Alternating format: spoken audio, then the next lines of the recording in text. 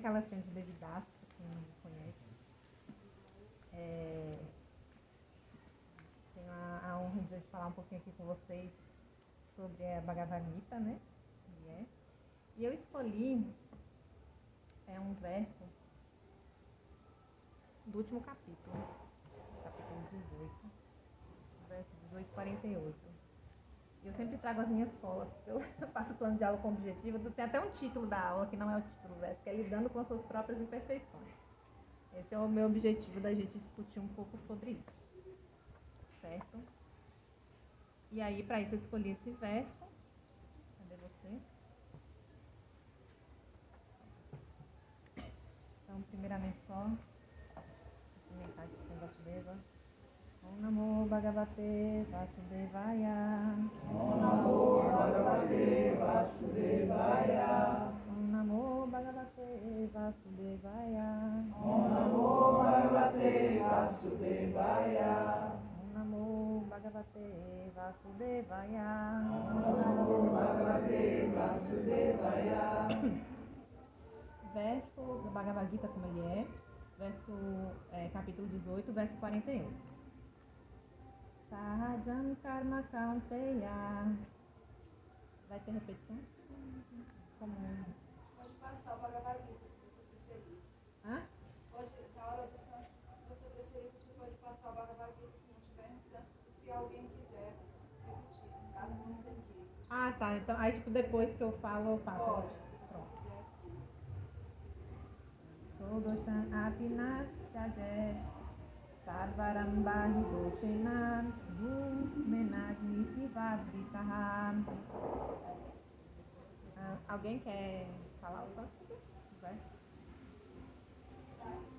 Ou se quiser olhar o Veda Base. É 48 do capítulo 18. Às vezes a pessoa está com Veda Base também aí.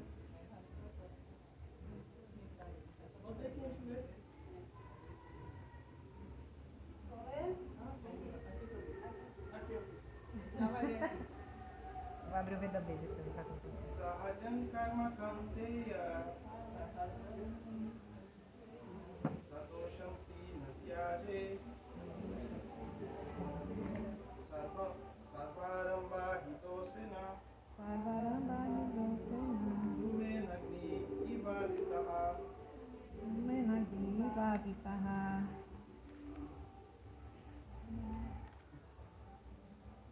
Mais alguém? Não? Harini vai. Sarvajam Kama Kaunteya. Também tem outra aqui. Sadoshanatinatajet Sarvarambari Doshena Dumenagi Ivaditaha. Mais alguém? Quer ler? Não? Então vamos palavra por palavra, né? Sahajam, nascido simultaneamente. Karma, trabalho. Kaunteya, ó filho de Kunti. Sadoshan, com defeito. Api, embora. Na, nunca. Chajet, a pessoa deve renunciar. Sarva Arambaha, todos os empenhos. Ri, de certo. Doshena, com defeito. Dhumena, com fumaça. Agni, fogo. Iva, como. Avritaha, encoberto. Tradução: todo empenho é mesclado com algum defeito, assim como o fogo é coberto pela fumaça. Por isso, ninguém deve abandonar o trabalho nascido de sua natureza, ó filho de Kunti, mesmo que esse trabalho seja cheio de defeitos. Significado dado por sua divina graça Srila Prabhupada. Na vida condicionada, todo trabalho está contaminado pelos modos da natureza material. Mesmo que alguém seja um brahmana, ele terá que executar sacrifícios em que seja necessário matar animais. Igualmente, um kshatriya, por mais piedoso que seja, tem de combater os inimigos. Ele não pode evitar isso. Do mesmo modo, um comerciante, por mais piedoso que seja, às vezes para continuar fazendo negócios, deve esconder seu lucro, ou às vezes precisa negociar no mercado paralelo. Essas manobras são necessárias, não se podem evitar. De maneira semelhante, se um shudra está servindo a um patrão ruim, o indivíduo deve cumprir a ordem do patrão, mesmo que tal ato não deva ser executado. Apesar desses inconvenientes, o homem deve continuar a executar seus deveres prescritos, pois eles nascem de sua própria natureza. Nessa passagem, há um exemplo muito bom. Embora o fogo seja puro, mesmo assim produz fumaça. No entanto, a fumaça não faz o fogo ficar impuro. Embora haja fumaça no fogo, o fogo continua sendo considerado o mais puro de todos os elementos. Se alguém prefere abandonar o trabalho de kshatriya e adotar a ocupação de brahmana, não há garantia de que essa ocupação de brahmana não lhe reserve deveres desagradáveis. Pode-se então concluir que no mundo material, ninguém pode estar inteiramente livre da contaminação da natureza material. Dentro desse contexto, o exemplo do fogo e da fumaça é muito apropriado. Quando no inverno tira-se uma pedra do fogo, a fumaça às vezes incomoda os olhos e outras partes do corpo, mas mesmo assim deve-se fazer uso do fogo, apesar das condições inconvenientes. Igualmente, ninguém deve abandonar sua ocupação natural, porque há certos elementos perturbadores. Ao contrário, desempenhando seu dever ocupacional em consciência de Krishna, todos devem estar determinados a servir ao Senhor Supremo. Este é o ponto da perfeição. Quando se executa um tipo específico de ocupação para a satisfação do Senhor Supremo, todos os defeitos que acaso existam nessa ocupação particular são purificados. Quando os resultados do trabalho se purificam, porque estão ligados ao serviço devocional, será alcançada a autorrealização, ou a perfeição de ver o eu dentro de si.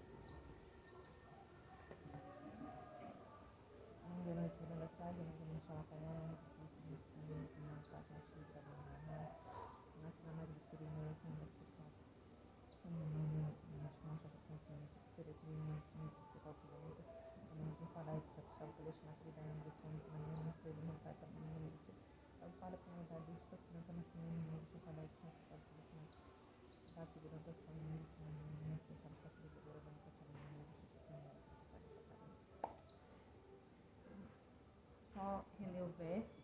Todo empenho é mesclado com algum defeito, assim como o fogo é coberto pela fumaça. Por isso, ninguém deve abandonar o trabalho nascido de sua natureza, ó filho de Kunti, mesmo que esse trabalho seja cheio de defeitos.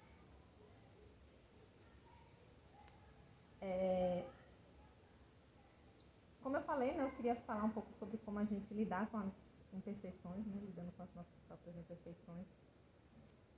Às vezes a gente fala das imperfeições dos outros e às vezes a gente não consegue lidar com a nossa própria, né?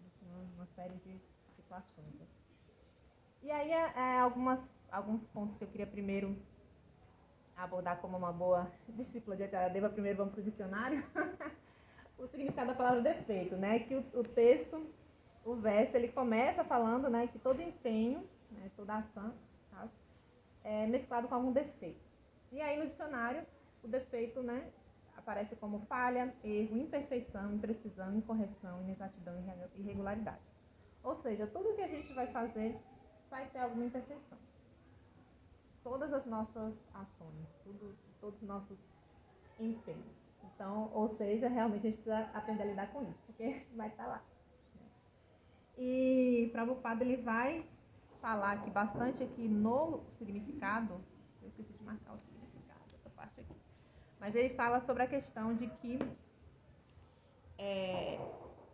quando a gente está em serviço devocional, isso vai ser a perfeição, né? Não é à toa que esse capítulo é o último capítulo e o nome dele é a perfeição da renúncia. Então ele ao mesmo tempo que Krishna vai explicando o tempo todo que olha, a Juna desapega que nesse mundo material você não vai ter perfeição, ao mesmo tempo ele vai e traz a solução para isso, né? Qual é a solução, então?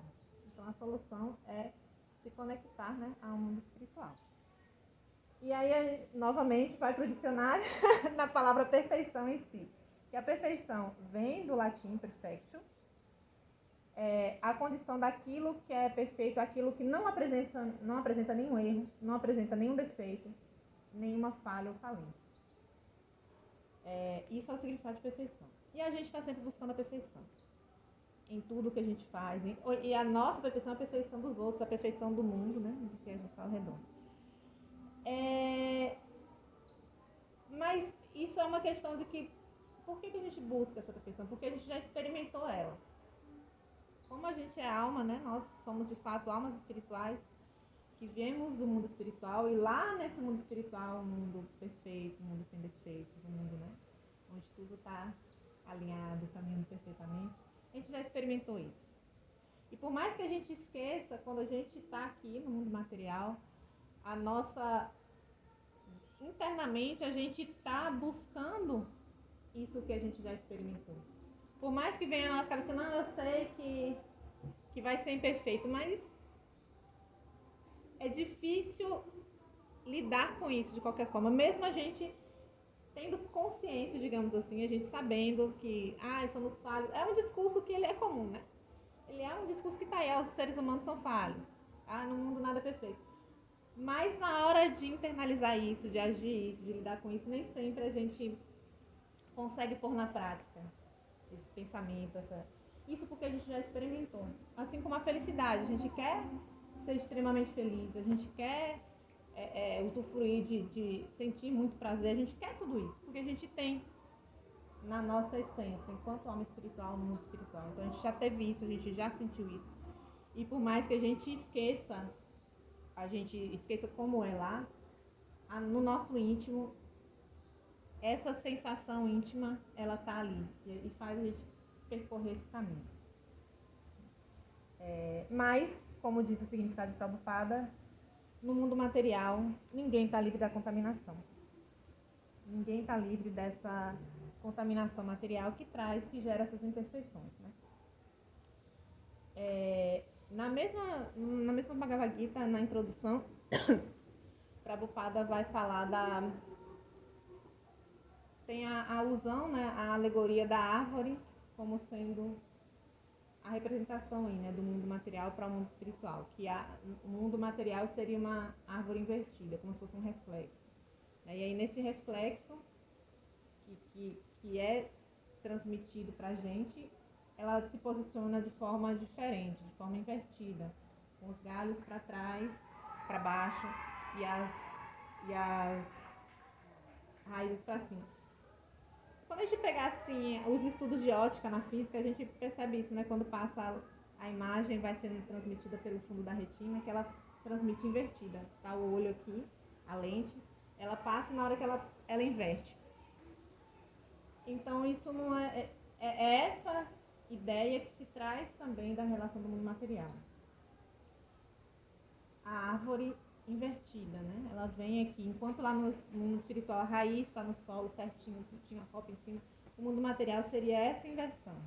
Então ela está aqui, mas tem alguma coisa que não está correta, né? Que não está completamente igual, porque ela está invertida. Então a gente fica buscando essa árvore perfeita, mas aqui ela não está. E aí, por que eu quis falar desse assunto, né? Porque eu estava fazendo um estudo, e aí eu estava lendo, mas não tem nada a ver com... Quer dizer, não tem tempo, porque a gente... Chega um momento da nossa vida que toda vez a gente vai ler qualquer coisa, a gente olha e fala, nossa, gente, isso aqui é tão védico. E foi isso que eu senti quando eu fui fazer um estudo que era para a universidade, um estudo de um livro que se chama Da Fosa Nascente, de uma filósofa baiana, Nancy Mangabeira, que é bem interessante. Não sei se você conhece esse livro, mas e ela traz a ideia, quando ela fala da fosa nascente, ela traz a ideia do percurso de retornar, de reenraizar. que ela diz que a nossa sociedade moderna, ela se desenraizou, ela se desvinculou das raízes e pensa só no progresso como se tudo de lá de trás não tivesse valor. Então, só daqui para frente. Então, essa mesma ideia da raiz é a nascente do rio. Então, ela fala do inverso, né? O rio nasce, a nascente deságua na foz, ao final dele. Ela fala, então, a gente faz o percurso inverso, da foz até a nascente. E ela faz esse percurso oficialmente mesmo, ela faz esse percurso na beira do rio, nas populações ribeirinhas. E aí, para buscar essa nascente, buscar esse reenraizamento, né? Que ela fala da necessidade de se reenraizar e se reconectar. E aí, quando ela fala isso, eu lembrei muito dessa alegoria da árvore. Porque o que está mais próximo da gente aqui é a copa. A raiz está lá, e a gente precisa, ao mesmo tempo no mundo espiritual, a raiz está lá no chão, fixa, né? Forte. E aqui a gente está tendo proximidade com a copa e a raiz está longe. E ao mesmo tempo a raiz está mais perto, de fato, assim, do Supremo, né? Então, assim, a gente fica... Essa ideia de reenraizar me veio muito na cabeça toda vez que eu estava lendo isso. E ela falando sobre as questões de como a gente... dessa reconexão com a ancestralidade, com a tradição. E o que é a filosofia Vaishnava, se não é uma tradição, né, de milênios, de adoração, de devoção, de milênios, e que vai se perpetuando aí, né? Buscando justamente essa reconexão, esse reenraizamento. E aí, por isso que eu me lembrei disso, falei, acho que a gente podia conversar um pouco sobre essa parte. E Nancy é interessante porque ela tem ela perpassa também da questão religiosa, porque ela se conecta com o cristianismo, mas não com o cristianismo institucional, e sim com a leitura e a interpretação dos livros sagrados que ela faz, e ela inclusive faz algumas críticas sobre a institucionalidade e tal, que se foca muito em algumas coisas, nos milagres, nas coisas perfeitas de Deus, e esquece de mostrar, de se focar em coisas que teoricamente seriam advindas de, entre aspas, fracassos, que ela fala assim, que o que encantou foi um Deus que abraçou o fracasso, mas que na verdade por trás desse fracasso é que está a perfeição, não é um fracasso em si. Como eu posso... E ela fala isso sobre a paixão, né, de Cristo, porque ele morre, ele é condenado, então teoricamente, se a gente for olhar grosso modo, falhou, porque não conquistou, não se tornou rei dos judeus, então, a grosso modo seria isso. Mas, se a gente for pensar em todo o processo, não é bem uma falha, porque a partir daí tem toda uma costura do que aquilo significa, quais os ensinamentos que se traz essas coisas, né? O que eles trouxeram, quais foram os ensinamentos que trazem aqui. E a gente observa que várias vezes, eu falo que Krishna é muito misericordioso quando ele apresenta uma filosofia tão densa através da Bhagavad Gita. Por quê? Porque, gente, tratado filosófico é muito chato. É muito chato de ler, extremamente chato de ler. Mas quando você lê passatempos, uma história, um conto, é um conflito, e aí tá tendo uma conversa no meio dessa guerra, e é algo que é gostoso de ler. Para além da filosofia por trás, é uma história gostosa de ler. Tanto que a gente vai, quem assistiu os filminhos, né, Little Krishna e tal, você fica assim, porque é divertido, é gostoso, né, então é um tipo de narrativa diferente. E nesse contexto, se a gente for analisar, imagine se Krishna viesse e falasse assim, simplesmente assim, batalha de Kurukshetra, guerra, conflito, não, acabou, vou resolver tudo isso porque eu sou Deus, e eu vou misticamente impedir que isso aconteça e está tudo certo. Ele pode fazer isso? Ele é Deus, ele pode o que ele quiser. Ele de fato pode o que ele quiser. Mas, porque ele também respeita o nosso livre-arbítrio e tal, as coisas acontecem. E em alguns pontos a gente pode pensar, poxa, então ele falhou em mediar o conflito, em evitar que o conflito acontecesse, houve uma falha. Mas será que houve uma falha? Porque a partir dessa falha, o conflito acontece, a partir do conflito acontece a guerra de Kurukshetra, a partir da guerra de Kurukshetra tem a Bhagavad Gita, mas eu estou especificando a Bhagavad Gita, mas toda a história da passagem de Krishna, ela é relevante nesse processo. E vai ter conhecimento a partir dali. Mas se a gente for analisar de uma, assim, olhar cruamente, sem pensar que ele é Krishna, quem são aquelas personalidades, se a gente não pensar quem são aquelas personalidades, a gente pode pensar, poxa, que pena que ele não conseguiu fazer tal coisa, que essa pessoa, que esse indivíduo não conseguiu mediar. Ou seja, teoricamente seria uma falha. Entende? A grosso modo, a gente poderia pensar isso, mas na verdade não é. Porque é tudo que vem por trás daquilo. Aí é isso que ela comenta de um Deus que abraça as falhas. E é nessas falhas que ela observa que, então, na verdade, as falhas não são tão falhas assim. Né? Então, na verdade, tudo na vida, ela tem uma construção. E a gente precisa se reconectar com isso, entender que essas coisas também são dádivas, né? E quando a gente observa as próprias histórias, que a gente se apega tanto, e a gente fica, poxa, é perfeito, não. É perfeito porque a gente sabe o final.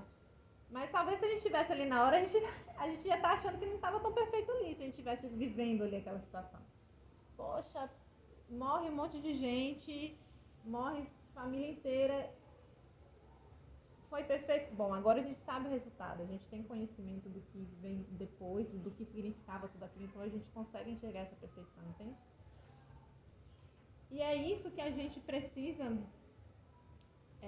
trazer pra gente também. Óbvio que não significa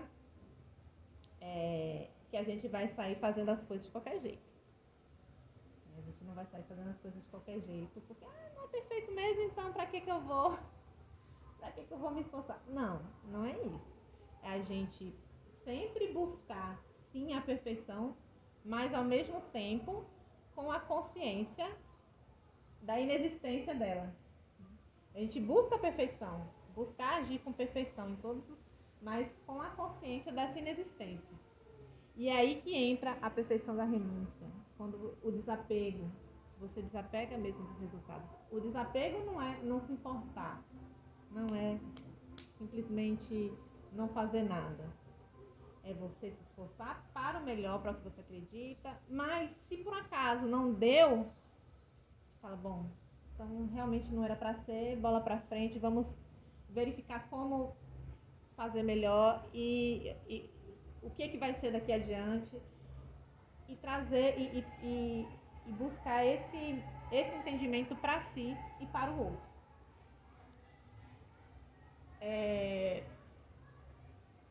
A gente vive, né, socialmente falando, e aí a gente tem aí as redes sociais que estão piorando a situação, né, e até trouxe isso também por uma reflexão em relação a isso, de como eu sou professora, né, então assim, eu vejo minhas alunas e meus alunos adolescentes numa situação assim, eu acho que 90% dos adolescentes lá tem algum problema mental, alguma situação de ansiedade, de depressão. A gente estava com uma aluna, agora mesmo, uma amiga me mandou uma mensagem ontem perguntando, fulana que não apareceu. Eu falei, olha, fulana tá de licença, porque ela estava com ideação suicida, teve tentativas dentro da escola e tal, né? Mas dá uma olhada porque foi entregue material para ela fazer em casa. Então a gente, todas as turmas são várias. Então a gente tem essa situação.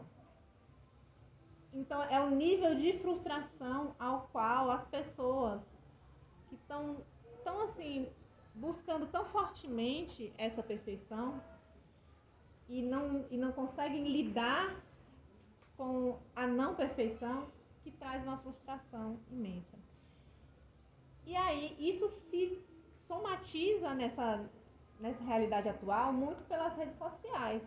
Porque você abre assim, o Instagram, é a perfeição, né? Eu olho lá o Instagram de fulano de tal, falo, nossa, Essa pessoa tá só se divertindo, olha os sorrisos dela em cada foto. Sim, gente, porque eu vou tirar foto minha chorando pra botar lá. Eu vou botar. Eu não vou tirar foto minha chorando, pelo contrário, eu olho, até se eu estiver rindo, mas se o sorriso não estiver muito bonito, ai, não vou colocar não, vou colocar outra. E a gente vai selecionando. Mas às vezes a pessoa tá tão assim que a gente que acaba acreditando que aquela seleção de momentos positivos, de imagens positivas, a gente acaba acreditando que aquilo é a maioria, que aquilo é o que traduz aquele indivíduo que está se mostrando ali, que está publicando aquilo ali. E aí você fica, gente, aí o seu sofrimento piora, né? Nossa, todo mundo consegue se dar bem, todo mundo consegue realizar seus sonhos e eu não. Ai, fulano e fulana que, né, poxa, passou por tantas coisas, mas hoje olha só como tá bem e eu não. Então o nível de frustração, ele se amplia muito nas redes sociais. Tanto que tem alguns estudos que já demonstram, né, os dados, a quantidade de horas de uso de rede com o nível de depressão que vai se aumentando. Eu não trouxe esses dados, porque eu poderia ter trazido. Mas tem estudos que demonstram isso, né? Porque isso é o que é vendido. São as redes sociais, são as mídias televisivas que trazem o ideal. E a gente, ainda que de maneira, como eu posso dizer, indireta, inconsciente, a gente acaba trazendo isso como referência, por mais que a gente não queira. Por mais que fale assim, eu estou falando isso aqui agora mesmo, eu tenho consciência disso, mas se eu for parar para pensar e analisar profundamente a minha mente, eu vou saber que sim, de fato, eu também me deixo levar por o que essas mídias trazem. Eu também me deixo levar, mesmo estando aqui falando para vocês, porque é tanta sobrecarga jogada em cima da gente, que a gente acaba titubeando, deixando entrar alguma delas na nossa mente, no nosso subconsciente e se deixa levar. Então, assim, é algo que a gente não só tem a nossa busca da perfeição, mas tem também tudo que o social traz de volta, né? De como tudo parece perfeito ao nosso redor, o jardim do outro é mais bonito. E aí, novamente, a gente volta. A perfeição é algo que a gente nunca vai alcançar materialmente. Como é que se consegue essa perfeição?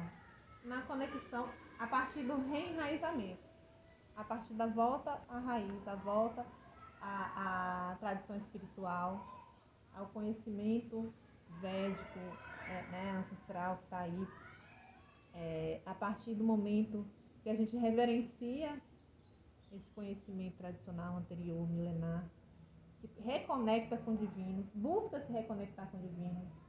E aí, dentro da tradição Vaishnava, a gente tem o apoio muito forte do mestre espiritual e da comunidade, porque o mestre espiritual é essa pessoa, né, que vai nos ajudar a nos conectar com o divino. Então, assim, a gente está ali naquela árvore invertida, a gente está ali perto da copa, lá embaixo, mas tem alguém que está no galinho do meio, tem alguém que já está no tronco, né? O meu mestre está mais em cima, o mestre dele está mais em cima, o mestre do mestre, até que traz essa conexão com a raiz de volta, né? Com a raiz que está lá no topo. E aí, quando você chega naquela raiz do topo, então você vai na parte reinvertida, né? Ela se reinverte, porque aí você consegue retomar o mundo espiritual. Então, mesmo dentro do mundo material, estando aqui, é possível encontrar perfeição? Desde que você esteja conectado a Krishna. Então significa que eu não vou mais errar? Não. Significa que você vai lidar com ela de outra forma, com forma do desapego. Por quê? Sendo santo ou não, você vai estar no corpo material, você vai envelhecer, você vai adoecer, tem todas as situações que você está ali disposto, né? Ou seja, pode acontecer. Mas a forma do desapego que você vai lidar com isso, a forma como você vai enxergar essas imperfeições como sendo, na verdade, mais um ponto de algo que traz um outro ensinamento, né? Algo que pode, na verdade, dentro dessa imperfeição está a perfeição. Olha, foi imperfeito porque não aconteceu do jeito que eu queria. Mas quem é você, Pedro Bal, para você querer alguma coisa? Você não queria, mas é como deveria acontecer. Então, é perfeito. Então, desapega, né? Nesse momento, você desapega e fala, bom, foi até onde eu pude, pensei nisso, mas foi aquilo, então ok. Né? Então, trazer oferecer os resultados à Krishna, né? Desapegar desses resultados, entender que a gente não controla. Então, a partir disso, você transforma o que é visualmente imperfeito em algo perfeito. É algo perfeito porque você, de fato, desapega dessa busca pela perfeição. Porque você entende que é como tem que ser. Que o seu destino, que a sua obrigação é fazer o seu melhor, sim, mas você não consegue controlar o resultado. Ter certeza de que no resultado final vai ser X. Não, pode ser X menos 1, pode ser X mais 1, pode ser uma equação, a equação aí pode ser outra. Mas você, né, traz essa possibilidade. O que mais que eu ia pensar aqui para hoje?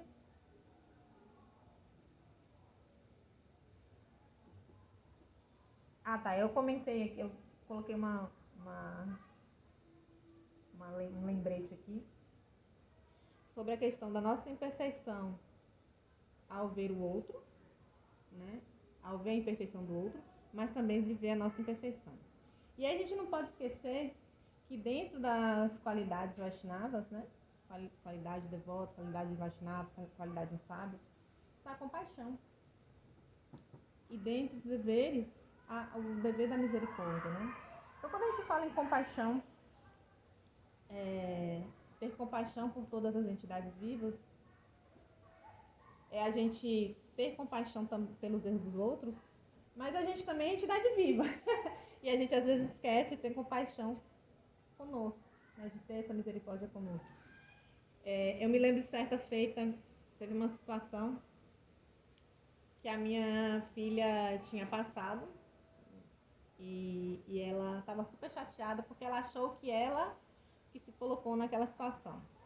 Eu não posso falar qual é a situação, porque é em estado de confiança de mãe e filha, mas foi curioso porque era uma situação que eu, na idade dela, tinha passado algo semelhante.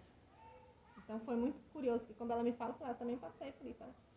Eu deveria ter isso, se eu não sei o que lá, se eu tivesse feito assim, se eu tivesse mostrado pra pessoa que ela estava errada. Ou seja, detalhe, deu pra entender que se eu tivesse mostrado pra pessoa que ela estava errada, dá pra entender que não foi exatamente ela que cometeu a coisa, foi outra pessoa, mas ela se culpou por não ter dito. Ela, se eu não sei o que lá, se eu... Aí eu já, macaca velha, que eu já tinha escutado, inclusive o mesmo discurso do psicólogo que eu tive anos atrás, eu falei pra ela, vem cá, você não acha que você tá se culpando muito, não? Ela, não, mãe, mas não sei o que, não sei o que. Eu falei, tá, eu acabei de te contar que eu passei pela mesma coisa, assim, assado. Então quer dizer que eu sou culpada. Aí ela parou e falou, não é. Ela, se uma colega sua, se fulana, se tem o nome de uma amiga, tivesse no seu lugar, tivesse passado pela mesma coisa, ela seria culpada? Ela, não. Eu falei, então, minha filha, por que você é? Por que você é? Você tá entendendo que você tá tendo compreensão para os outros, você tá percebendo que essas outras pessoas que eu não seria, que a sua amiga não seria, mas por que você é? Aí ela parou assim, olhou pra mim e falou, nossa, é verdade, eu não tinha pensado nisso. Então, a gente também precisa ter essa compaixão com a gente, que às vezes a gente esquece. Às vezes a gente... E eu entendo, porque fica naquela coisa da humildade, de não, eu preciso dar o meu melhor e tal. Né? E aí, nesse contexto, a gente não quer parecer que está sendo complacente demais com a gente, que a gente está, né, achando que a gente pode fazer qualquer coisa. Então, mas é preciso ter uma medida, né? Sim, exigir de si, de fazer o melhor, sempre construir o melhor, mas não deixar de ter compaixão por si mesmo, de entender também que somos humanos no mundo material, né? Somos as entidades vivas aqui, de tantas entidades vivas que nós temos, e sentimos compaixão, por que não por nós mesmos? Ou desenvolver a misericórdia mesmo, né? Porque misericórdia é um termo um pouco mais forte, que é a junção, né, do radical Miseri, que vem de compaixão mesmo, e córdia vem de coração. Então, coração compassivo. Ter esse coração compassivo, de ver com... entender, ter compaixão de coração, né? De alma, por outro e por si também.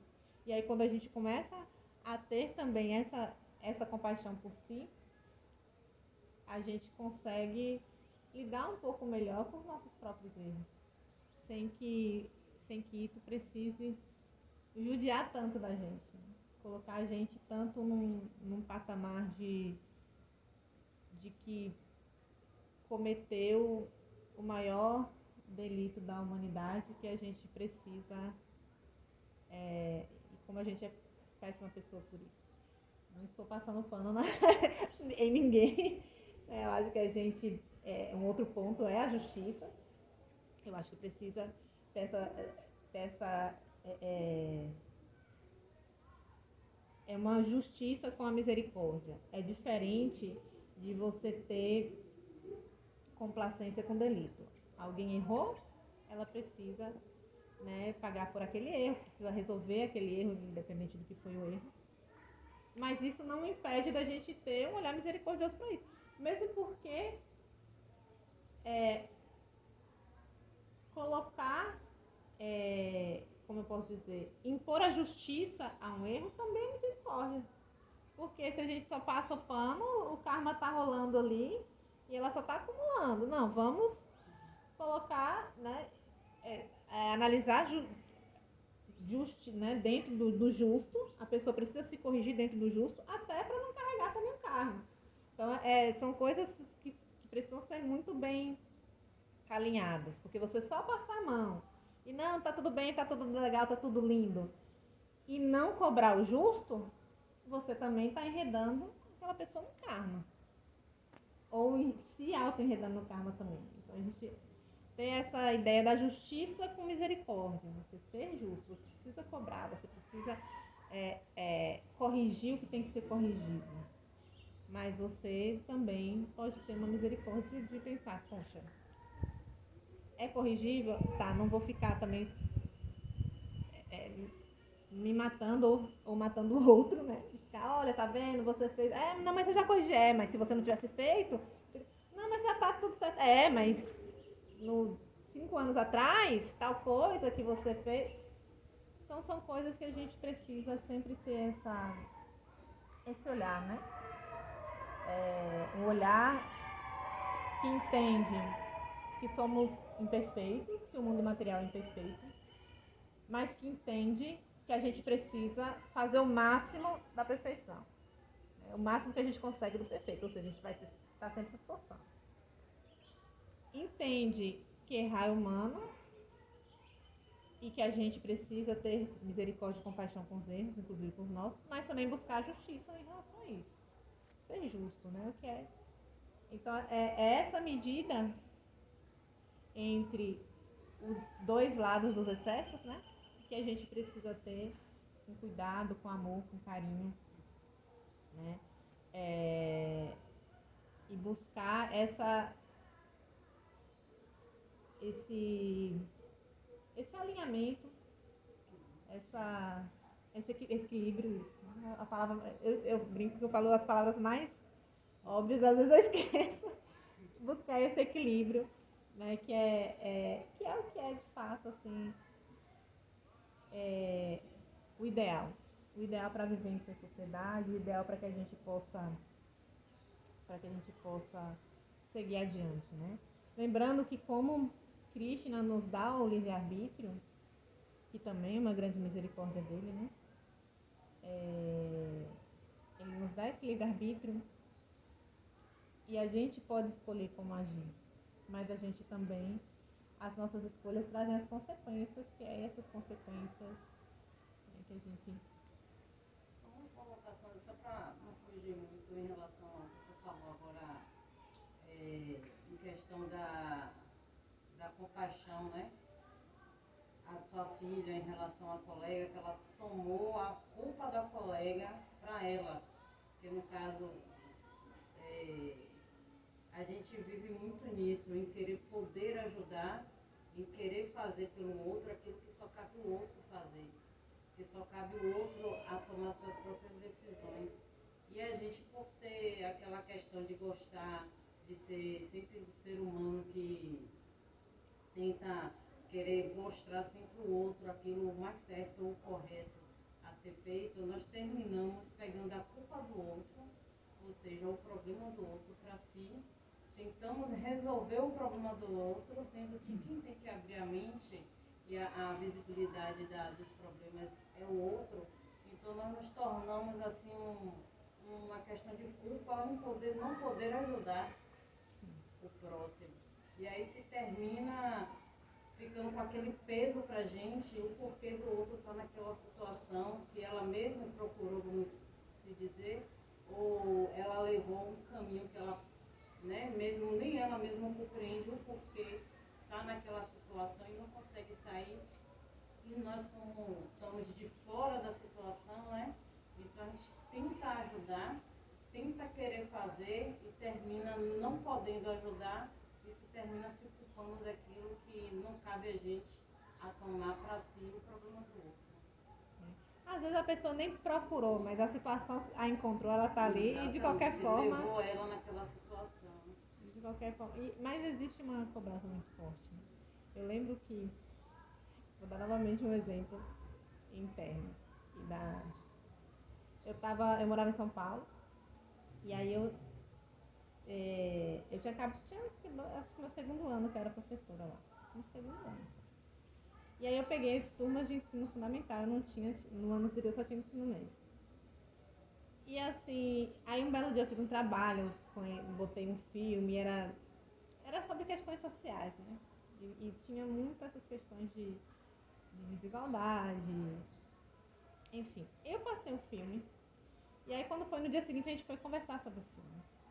Porque foi impactante, era um 8º ano, eu nunca me esqueço, porque virou meme depois disso. Aí a gente conversando, poxa, tem 30 alunos na sala.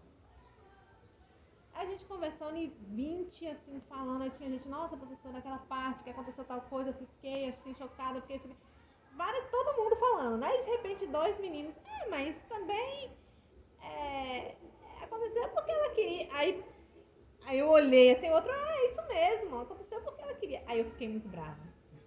E aí eu fiquei brava, dei aquela bronca, depois eu saí da escola chorando. E eu saí da escola, e olha só como é a mente da gente.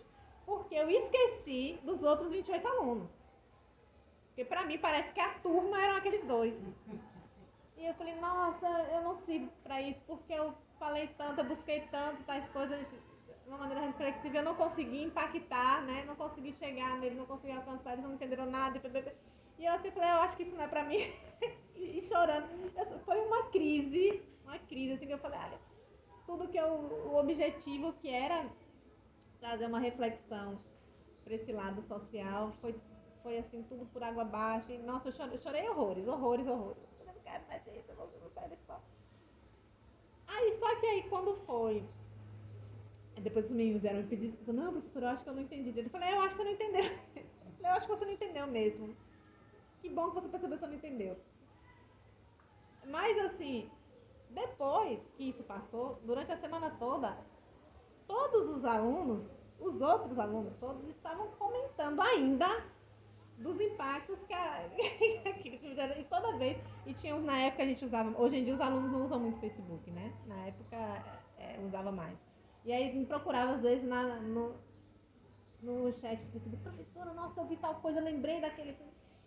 E começa a falar. E uma das meninas veio me falar que tinha, e aquilo foi impactante pra mim, aí eu falei, nossa, aí eu me toquei que tinha impactado, porque ela falou assim, olha, professora, ela me contou uma história pesada da família dela, de agressão, de violência e tal. Aí ela me contou que tinha conseguido, ela mesma, adolescente, denunciar, e que a polícia já tinha levado a pessoa, e agradeceu, falou, foi graças a você e tal. Eu fiquei falando, nossa. Aí aquilo me afetou. Eu falei, nossa, foi naquele dia que eu saí chorando, largando, achando que estava tudo tinha dado errado. E na verdade eu não vi como em outras pessoas tinham tido um impacto que eu queria. Mas assim, eu me apeguei tanto aos 2, que eu esqueci dos 28. E a gente fica nisso, né? A gente, não, na minha cabeça, o meu plano era esse. E eu sou, gente, eu sou extremamente controladora.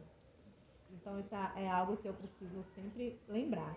O meu plano é esse, e ele vai me levar ao objetivo X. Vocês estão brincando aqui, ó, tá escrito objetivos da aula. O que eu preciso? Eu tenho os objetivos, o que vai acontecer? Na minha cabeça, eu coloquei exatamente o que ia acontecer aqui. Mentira, que não aconteceu nada do que eu coloquei aqui, mas agora eu já sei que não vai acontecer, que é só um objetivo para me guiar. Mas ali, naquele primeiro momento, foi uma aprendizagem que eu levei para a vida depois. E toda vez eu relembro isso. Falo, gente, às vezes a gente esquece de todo o resto. Todas as coisas que aconteceram depois. E foi curioso que anos depois eu fui dar aula numa outra escola. E aí a menina era amiga de um dos 2 meninos. E aí ele viu alguma foto, ele falou pra ela que ele tinha tido aula comigo. E contou pra ela, falou, nossa, mas você teve uma situação assim, eu nunca me esqueci, porque depois eu fui ver que realmente era assim. Ou seja, no final das contas impactou o menino também. Então, na verdade, o erro, a suposta imperfeição, assim, que na hora pra mim foi. Eu saí, literalmente, sem exagero, saí chorando o caminho inteiro até em casa. E no final das contas foi melhor do que eu previa que fosse, né? E a gente às vezes não percebe, né? Eu me senti incapaz, falei, eu não consigo fazer. E às vezes a gente pensa isso, né? A gente se coloca nessa situação também de. Aí tem o ponto que a gente não consegue mudar o mundo de fato. Mas às vezes uma coisa que vai afetar, e aí quando a gente fala do afeto, de afetar, eu tô falando tanto do afeto, do sentimento do afeto, quanto do impacto, né, que são, seria esses 2 ambientes, essas 2 coisas. A gente às vezes, o que parece que saiu ruim, ele afeta mais. Talvez, se não tivesse acontecido uma batalha, eu não sei se eu estaria lendo esse livro, porque às vezes, quando eu penso em tratados filosóficos, eu não sei. Aí eu tenho que ler mesmo. Agora, quando você pensa numa história épica, que tem vários conflitos acontecendo, guerra, e no meio disso conversas, aí é outra história. Aí é outra pegada. É outra pegada, não é à toa que a gente tem os autores cristãos que vão fazer livros de fantasia, né? Como Lewis faz As Crônicas de Nárnia, como Tolkien faz O Senhor dos Anéis, que são, às vezes as pessoas não percebem, mas são escritos cristãos, né? São absolutamente católicos, na verdade. Por quê? Porque esse tipo de conto de fantasia, ele é fácil de ter de prender, e ela traz valores ali, os valores que a pessoa vai conseguir, né? Então, e para ter dinâmicas, precisa ter embates, precisa ter polêmicas, precisa ter. Não pode ser tudo tão redondo assim, senão não tem graça. O negócio tem que fazer acontecer, tem que girar a roda. E aí, no fim das contas, vem de fato como algo perfeito, algo que a gente consiga tirar mais coisas dali, né? E aí era isso, eu queria que a gente discutisse um pouco sobre essa ideia de lidar com as imperfeições, da gente entender que faz parte, né, da natureza material, e também, ao mesmo tempo, também não ficar se achando, nossa, eu sou muito falso ego porque eu quero tudo perfeito. Não, gente, você é ser humano, a gente já experimentou o perfeito lá em cima, e a gente quer o perfeito aqui, óbvio, né? A gente não é bobo. A gente quer o perfeito, a gente quer o melhor. Mas a gente conseguir lidar com que botar o pé no chão e lembrar, calma, não conseguimos o perfeito porque é mundo material, mas até aqui que a gente foi, tá legal, vamos seguir para mais. É isso. Alguma pergunta, consideração, comentário? A questão da perfeição, a gente viu um ponto, como você colocou aí, em relação a gente fazer o perfeito. Acho que é até um ponto positivo, que é lógico que nós temos nossas falhas, mas colocar como um objetivo, né, de atingir a perfeição, para que a gente não possamos cometer erros já cometidos. Sim. Porque quanto mais a gente enxerga o projeto, a perfeição, a gente tenta alcançar o perfeito. Não que a gente vai ser perfeito, mas se a gente termina caminhando em frente, né? Aprendendo novas coisas na nossa imperfeição, querendo atingir a perfeição. Exatamente. Eu acredito nisso. É isso. Que é a questão que a gente está falando de desapego dos resultados. Não é que eu vou também falar, eu não vou conseguir mesmo, então. Não.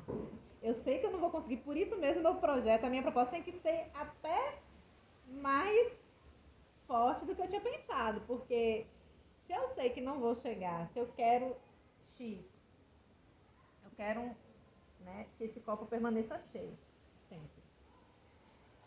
Então eu vou ter que dar um jeito de garantir, porque aí eu vou calcular quanto de água eu vou beber.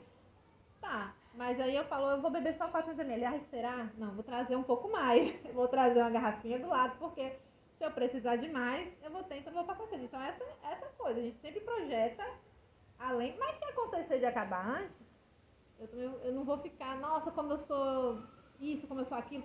Não, eu vou falar, nossa, calculei errado. Paciência, eu vou ter que ir devagarzinho com essa quantidade. Ou vou passar uma sedezinha ali de uns minutos e paciência. Acho que é essa a questão, né? De às vezes é o lidar mesmo com o que dá, com o que foge do nosso plano.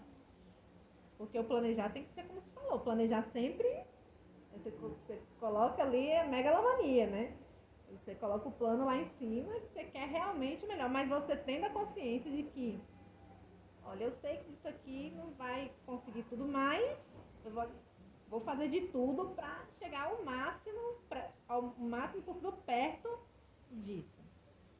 Se não chegou tão perto, você fala, bom, pelo menos eu sei que eu tentei de fato, o meu objetivo foi esse, eu fiz todo o plano, organizei para tentar. Não consegui, não foi por falta de tentativa, então tá tudo bem. Vamos replanejar, vamos refazer, vou pedir ajuda, não vou pedir, e aí a gente E não desistir.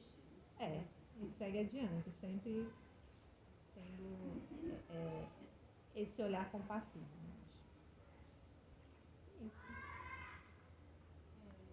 E também muitas vezes a imperfeição ela pode te levar a uma melhora, né? Porque é dentro da perfeição que está a sua autorrealização, quando você está atento.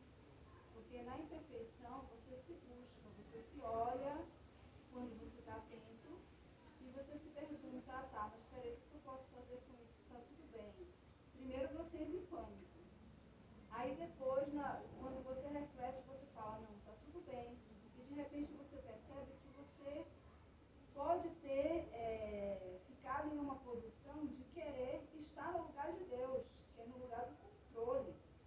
Então, de repente, você vai canalizando isso. Você entende que essa imperfeição, muitas vezes, pode levar a uma coisa muito boa. Muitas vezes acontecem algumas coisas que a gente faz e, de repente, você fala, puxa, eu esqueci. Só que você vai a um lugar, você vai ao templo Hare Krishna e você encontra com outro irmão seu, você fala, puxa, eu estava tão abafada que eu esqueci aquela tílaca, né? Que é o que nós usamos. Eu esqueci a tílaca, aquele devoto fala, olha, eu trouxe. Então, aquela imperfeição fez um arranjo para que você pudesse ter aquela associação com o devoto e aquela troca de servidão. Então, muitas vezes pode acontecer essa imperfeição que se eu, ai não, mas eu não posso, porque senão, se eu não colocar, eu vou voltar. E aí você volta. No momento que você volta, acontece milhões de coisas e de repente você não foi mais. Então, a imperfeição fez com que você deu uma trapaceada ali em você, né? Porque em busca da perfeição você recuou. Então, há momentos e momentos, claro, né? Existem momentos da perfeição que você olha, não, peraí, isso não foi um arranjo, isso talvez é a minha posição que eu estou querendo impor aquela situação. Mas quando a gente sempre se acolhe, em primeiro lugar, né? Que eu penso que a gente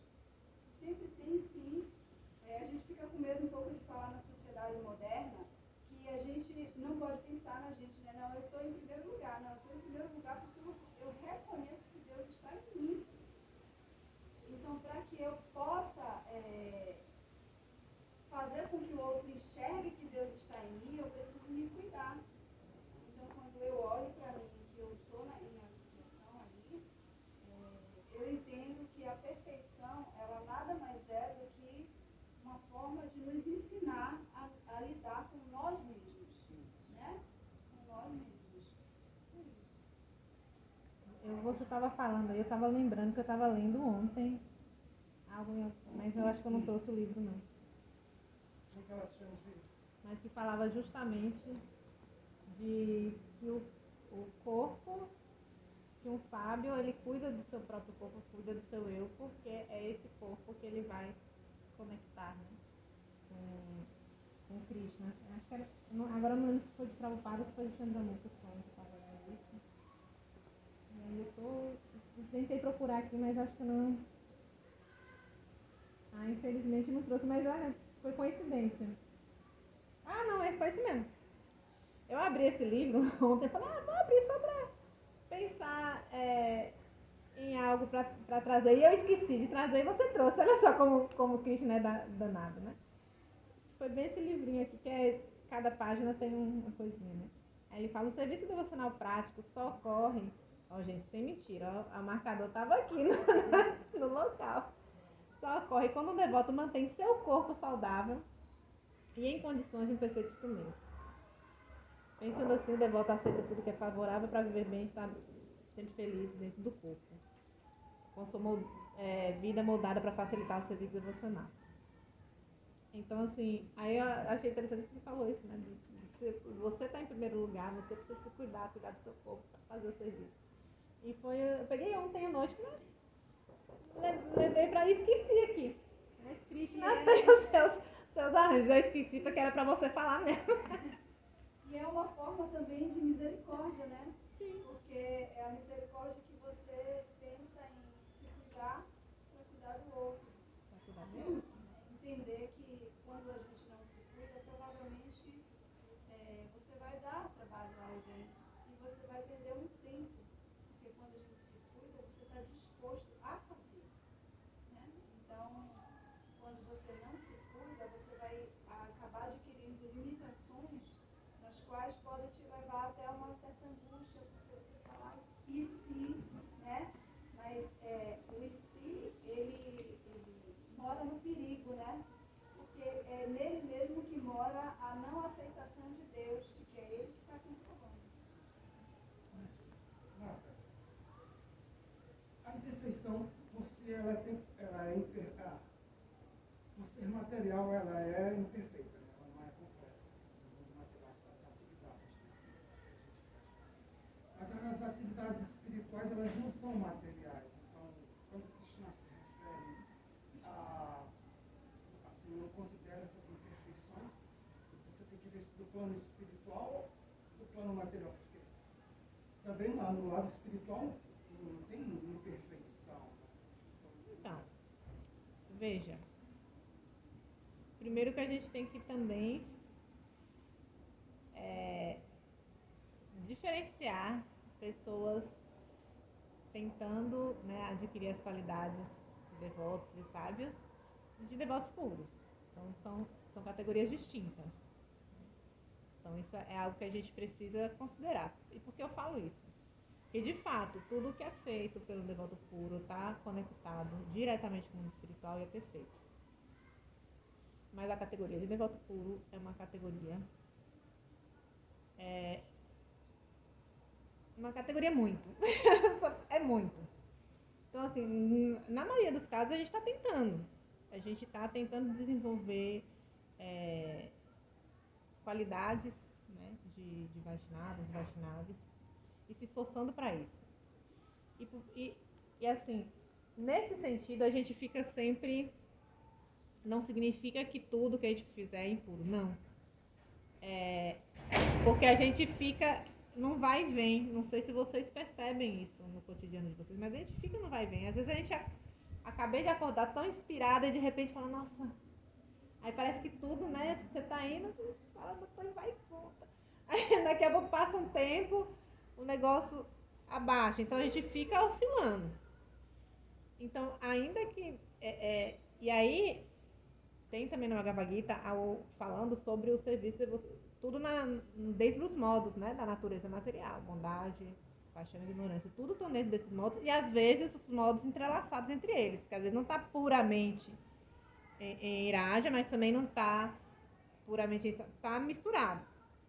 Então, mesmo dentro do Seva, a gente está imbuído disso também, né? E a gente tem que superar isso, superar esses modos, transcender os modos da natureza material.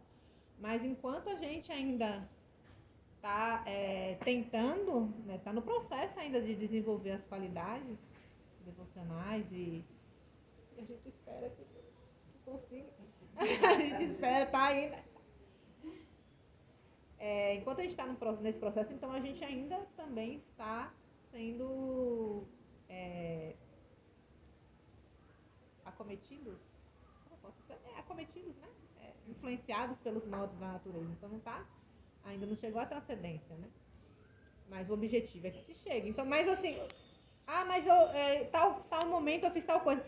Às vezes a pessoa, mesmo ela não sendo um devoto puro, ela vai ter ações em momentos que ela tem esses, como eu falei, né? Tem uns rompantes, e às vezes tem um momento que ela tá assim, que foi inspirada e aquilo tá completamente conectado ao mundo espiritual e ela faz e vai tranquilo. Mas, sim, claro, as atividades espirituais, elas são diretas da raiz, né? Voltando para a árvore, elas são conectadas com a raiz, elas são reenraizantes. Elas estão reenraizadas porque ela está conectada com a raiz. Porém, ainda, enquanto a gente está dentro desse mundo, enquanto a gente ainda está tentando se desenvolver enquanto devoto, ainda estamos sob as naturezas materiais, a influência dessas naturezas materiais. Então, não é ainda caminhando para a transcendência, né? Ainda caminhando. Significa que vai desistir? Não. Significa que aí mesmo tem que continuar fazendo para a coisa ficar cada vez melhor. Aí sim tem que continuar fazendo. Falar, eu não vou fazer porque eu não vou. Não. A gente continua. Porque até que isso vá realmente se tornar, entendendo como nosso, como algo interno, como algo, né? A gente sempre tem que continuar. Levantou a mão? Eu queria fazer um comentário que o senhor falou, é que assim, essa inconstância é da diva, né? Mas o serviço em si é puro. Sim, o serviço é ainda puro. mais quando o serviço é sobre o abrigo do guru. Então, por mais que a pessoa não tenha consciência, ou seja, às vezes ela não tenha a postura mental, mas o serviço em si é puro. Tanto que é esse o processo para a gente purificar nossa mente. Né? Purificar a mente. Tem que continuar, porque você vai fazendo a partir vai purificando, né? Primeiro, tem lá, né, os processos, ouvir, cantar, tudo dentro desse processo. Até criar o gosto, né? Então é todo o processo até criar o gosto. Quando cria o gosto, a coisa vai. Mas eu crio o gosto, dificilmente vai chegar sozinho. Tem que ir fazendo. Tem que ir fazendo. O serviço transcendental, ele por si só já é puro. Às vezes a gente pode praticar ele com outra mentalidade, mas ele é que nos purifica. Entende? Sim, mas assim. Mas a gente também tem que cuidar para o serviço sem ofensa, por exemplo. Sim. Porque, por exemplo, um serviço, você está lá fazendo o serviço, mas você se apega à condição de que eu tenho que fazer serviço e negligencia um outro Vaishnava, por exemplo, comete Vaishnava parada, aí estamos diante de um problema, porque aí você, né, aí assim, nesse contexto, nós estamos diante de um problema ali. Agora, se a gente for pensar puramente, exclusivamente, tal, aí é um outro ponto. Porque, por exemplo, nós todos não somos puros, mas, no entanto, como a gente se alinha com a missão de Prabhupada, as nossas ações são puras, porque a gente está alinhado com o Prabhupada. Se a gente fizesse de forma independente, aí sim estaria assim, misturado com o mundo material. Mas como a gente não está fazendo pelo meu interesse, eu faço pelo interesse do meu guru. Aí o meu guru faz pelo interesse de Prabhupada. Então o serviço que a gente presta a ele não tem como ser. Não tem como eu entendo. É que você está falando a coisa como ela deveria ser. Porque às vezes, eu falo assim, porque às vezes a gente está fazendo algo. Em nome do guru e nem é o guru. E nem é do guru. Na verdade não é algo, é exato. Aí deixa de ser serviço. É isso. É isso, entendeu? Faz em nome disso. Mas na verdade não é. A gente está fazendo pela Faz nossa pelo vaidade, prestígio, por alguma coisa. Então, ou seja, aí não é serviço devocional. Porque é como eu falei, como deveria ser, de fato. Se você for pensar cruamente o serviço devocional e eu vou lá, o que é serviço devocional? É tal coisa. Então realmente. É inegável. Mas como a gente acaba denominando o serviço devocional aquilo que a gente vai fazer dentro desse escopo, né, do que tem para ser feito nos templos, na adoração e tal. A gente acaba colocando tudo até o que não está com essa conexão que você está falando, que é a conexão básica do serviço devocional, né? Ou seja, que na verdade nem deveria ter essa nomenclatura, porque ela não tem essa base de estar conectado ao guru, de estar conectado, né? Então seria outro lado. Mas, sim, quando está com essa conexão, porque é como se... Porque aí a gente não está sozinho, né? A gente tá com esse vínculo com todo o paramparã que vem antes. Eu não sou pura, mas tenho meu mestre espiritual, tenho meu mestre, tenho... E aí é toda a corrente. Pode dizer assim, que o serviço independente, ele está envolvido nos modos. Agora o serviço colaborativo com o serviço ao guru, ele é perfeito. Só que aí você tem que ter essa consciência de estar com o guru, né? E aí é onde às vezes, gente, como a gente está no mundo material e somos imperfeitos, às vezes a gente pode cometer isso de desvincular sem nem querer também, não é porque, nossa, eu vou ser incrível, eu não quero saber do meu... Às vezes não acontece isso, às vezes acontece porque você vai por osmose. Você vai por osmose, você vai fazendo, se você não presta atenção, que você está desvinculando, e às vezes acontece, mas isso é importante que você falou. Toda vez que a gente for fazer algo, a gente parar, refletir e pensar. Tá conectado? Tá? O devoto, assim, quando a gente sempre faz alguma atividade, a primeira coisa que a gente faz é invocar o guru, né? Invocar o guru. Porque o que a gente não está fazendo, aí não é a gente que está servindo a Krishna, a gente está pedindo a permissão tá para o pedindo guru para servir a permissão. Krishna. Se a gente fizer diretamente, é o que a senhora está falando. Aí está envolto o nosso ego, está envolto na busca de tudo. Mas se a gente faz, não é para minha fama. Tanto que o Prabhupada Modara, ele fala muito isso, né? Que dentre os transcendentalistas, ninguém conhece Prabhupada. Porque Prabhupada se dedicou a que o Mahamantra fosse conhecido, não o nome dele, não a fama dele pessoal. Né? É a diferença, né, dos transcendentalistas que são devotos, assim, o serviço devocional puro, né? Então você vê que enaltece mais a Krishna, mais ao Mahamantra, do que a personalidade que está fazendo esse serviço. E por isso a gente fala por isso que eu falei, né, do reenraizamento, de voltar à raiz. Quem é que está ali? Porque a gente, na verdade, a gente não está na raiz. Né? Quando falando na árvore invertida, né? A gente está lá na copa. Então a gente tem que sempre se voltar para quem já está lá. Então a gente volta às tradições, aos que vieram primeiro, aos grandes santos Vaishnavas, ao meio espiritual.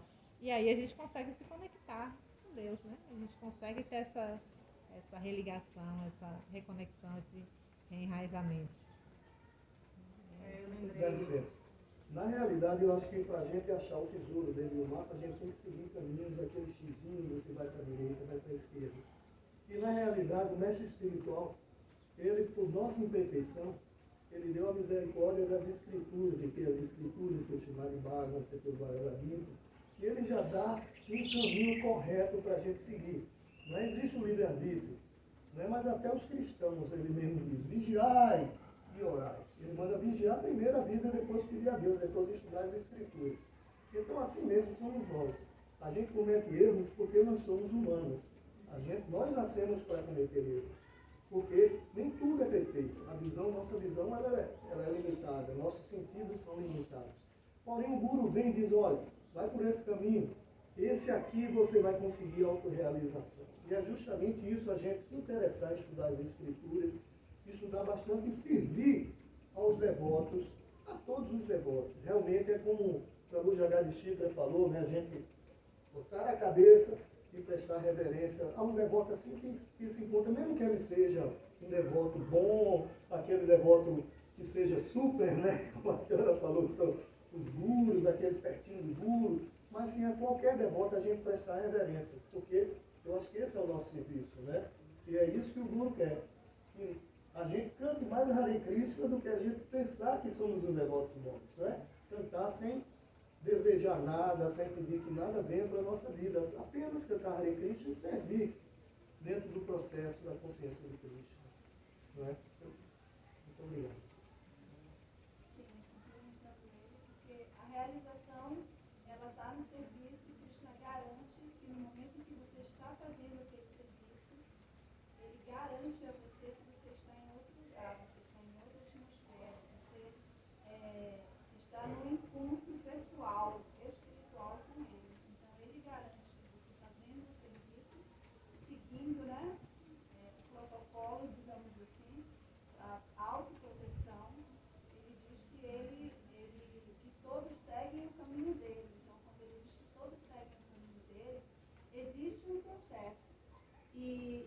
Mas lá na frente, ele diz que ele garante que no momento em que o devoto está ocupado em seu serviço, ele é considerado santo. Porque esse serviço qual a gente está falando aqui é o serviço que é o processo da purificação, né, do corpo né? Tá. Agora, o meu ponto aqui não é. Isso é indiscutível, Krishna fala isso. Agora, o meu porém, quando eu falei dos modos, é porque Krishna também está lá nessa da devoção. O que é o serviço devocional? Você tem que estar ali pensando unicamente em Krishna, tem que ser unicamente para o prazer de Krishna. E é esse o ponto. Quando é seguindo o que é o serviço devocional, isso é incontestável, ele é espiritual. Mas nem sempre ele está cumprindo o requisito do que é o serviço devocional. E porque a gente ainda está no processo. Então, a gente vai caminhar, seguir, vamos. Não, a gente vai realmente começar a ver dessa forma e vamos lutar para ver dessa forma. Até não vamos desistir. Entende? Eu falo isso porque às vezes a gente. É a coisa que a gente estava falando do equilíbrio. Não é ficar, nossa, eu cantei japa, mas eu não prestei atenção, então eu sou um demônio, não vou mais cantar, vou largar pra lá. Não. Eu tenho consciência disso, então eu vou me esforçar para pensar. E aí, é a mesma coisa do serviço. No serviço devocional, lá no Néctar da Devoção, ele explica muito bem. Ele é totalmente. Ela estudou em Maia, por ela sabe, ela tem que ser totalmente, né, ligada a Krishna. É só para a satisfação de Krishna, apenas e somente para a satisfação dele. E às vezes, quando a gente está ali, né, por conta do nosso momento, que não está ainda, a gente ainda está verde, ainda está cru, a gente ainda não conseguiu nos conectar apenas e somente para essa satisfação de Krishna. E o serviço devocional é isso.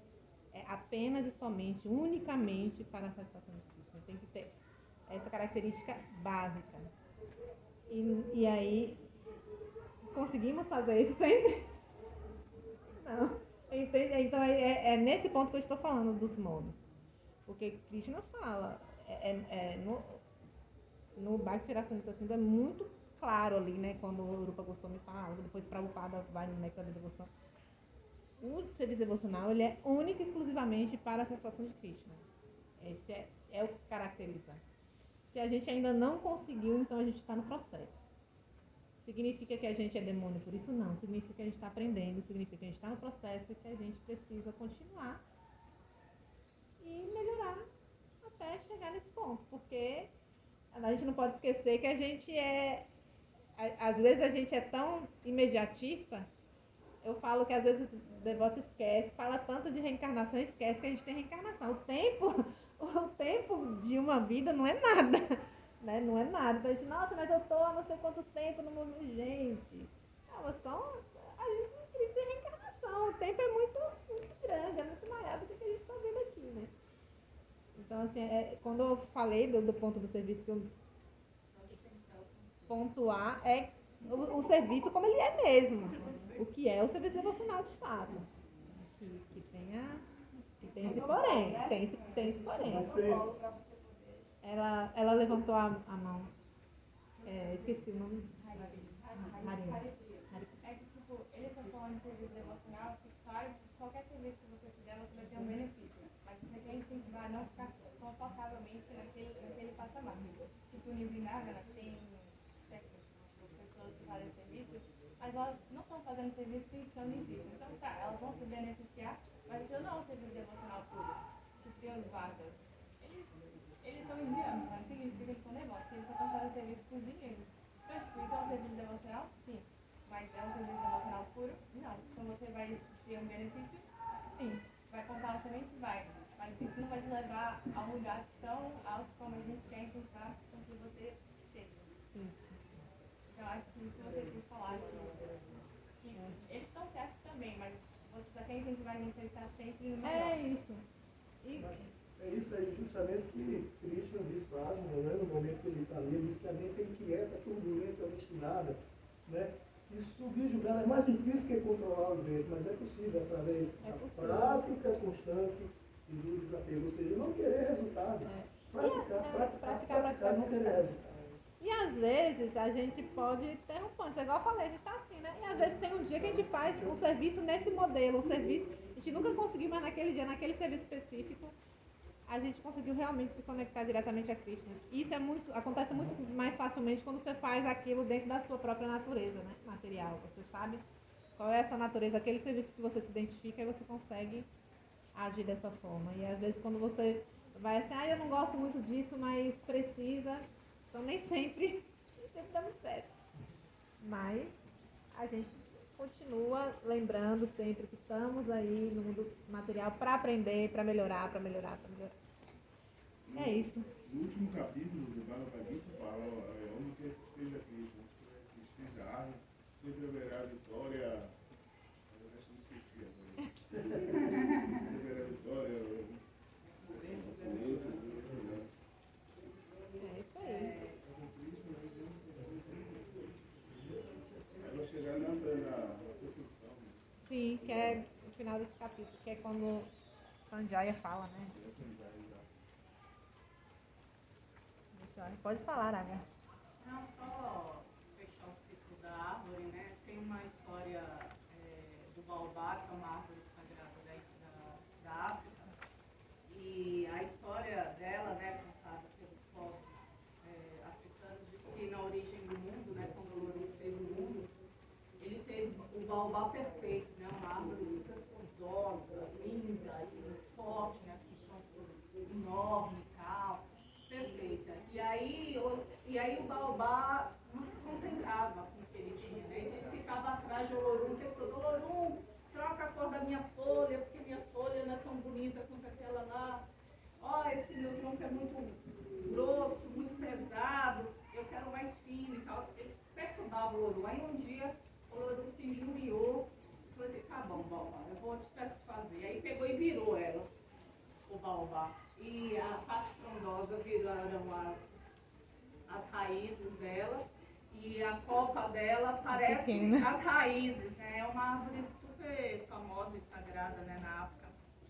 E aí é muito interessante, porque você olha assim, a impressão é que a árvore de fato está invertida, né? Porque é tão grosso, a raiz é tão alta e grande e grosso, pronto, as pessoas fazem casas, né? Mas o interessante da história é que, embora Olorum tenha invertido a posição dela, tirando talvez a beleza, né, dela, a perfeição dela, ela continuou tendo as mesmas qualidades que ela tinha na sua origem. Então, por que ela é uma árvore sagrada na África, né? Porque nas savanas, nos lugares mais secos, ela é a única árvore que durante os longos períodos de seca, ela dá a sombra, né? Porque as pessoas se abrigam nela, é até um ritual, né? De sentar para conversar embaixo do baobá e tal. Dá abrigo, tanto de morada quanto de sombra. Ela dá um fruto que no período da seca alimenta, né? As populações, as comunidades, né? Tribais. E ela dá água. Tem regiões dela, parte do tronco dela, que se você furar, ela abastece, tanto ela abastece, como ela serve de reservatório. Então é comum você colocar também água no baobá para durante a seca você poder usar aquilo, né? E ela é tão perfeita que quando ela morre, ela não cai, ela não tomba em cima das casas, das comunidades. Ela cai sobre ela mesma, quase que nem aquela implosão de prédio, né? Isso, que o edifício cai aqui. Ela cai assim, ela vive muitos anos, mas quando ela morre sobre ela mesma, então ela não faz mal para ninguém. Então, é muito bacana essa ideia que eu acho que é o que a gente tem aqui, né? Nós estamos no mundo invertido, no mundo espiritual, mas as nossas qualidades, elas são originais. É porque a gente é alma, né? A gente está no corpo, mas a gente é alma. A gente precisa do processo, né? A gente falou do processo, para reconhecer e potencializar essas qualidades que estão aí, né? Ela está invertida, mas a gente veio com essas qualidades para voltar, né? Você quer levar? É isso, gente. Eu acho que passamos bastante já da hora, né? E agradeço. Muito obrigada. Muito feliz também da participação de todo mundo, que eu gosto assim. Não gosto de monólogo, então fico muito feliz. Muito obrigada. Obrigado.